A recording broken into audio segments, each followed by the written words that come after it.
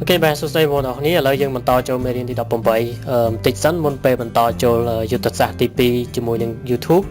cứ tiện tao nâng gặp blog Black Liver khi tôi tới nó bên này đó ní bằng kho video cho tới trong YouTube việc có chỉ mình nè comment mình lọ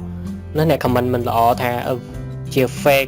chia not working chia ai xem chân dân miền Việt thì sao nâng gặp blog nơi bịa tầng ngọc nâng đầm bay cầm ai cái comment tới việc chỉnh ní cứ chia tà rang này bịa và nhiều miền bịa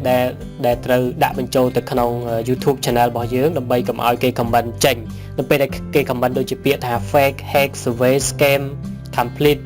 cứ bịa tầng ngọc nâng PDK comment tới cứ việc chỉnh thì việc khơiនៅក្នុងvideo bao nhiêu tại mà đâu ấyสำหรับตารางในเปียนี่ยมนึงตกในក្នុង text file ណានៅខាងក្រោមវីដេអូនេះអ្នកទាំងអស់គ្នានឹងឃើញ text file មួយហើយចុច download ទៅបន្តមកទៀត copy នៅពាក្យទាំងអស់ហ្នឹង copy នៅពាក្យទាំងអស់ហ្នឹងចូលទៅក្នុង YouTube account របស់យើងបើចូលទៅក្នុង YouTube channel ណាបន្តមកទៀតអ្នកទាំងអស់គ្នាឃើញនៅខាងគៀននេះនៅខាងគៀននេះយើងមាន dashboard មាន video manager បន្តមកទៀតមាន community នៅក្នុង community នេះគឺមានពាក្យមួយថា community setting នៅក្នុង community setting នេះអ្នកទាំងអស់គ្នាប្រកាសจะឃើញមានពាក្យដែលគេដាក់ថា block word ចឹងយើងគ្រាន់តែ copy ពាក្យទាំងអស់ហ្នឹងហើយដាក់បញ្ចូលទៅក្នុងនេះទៅជាការស្រាវតែម្ដងបាទហើយបន្តមកទៀតយើងធ្វើការ save បាទអញ្ចឹងមានតែប៉ុណ្្នឹងឯងនៅពេលដែលគេ comment ពាក្យផ្សេងពាក់ព័ន្ធជាមួយនឹងពាក្យដែលមាននៅក្នុងតារាងនេះគឺវាអត់ចាញ់ទេ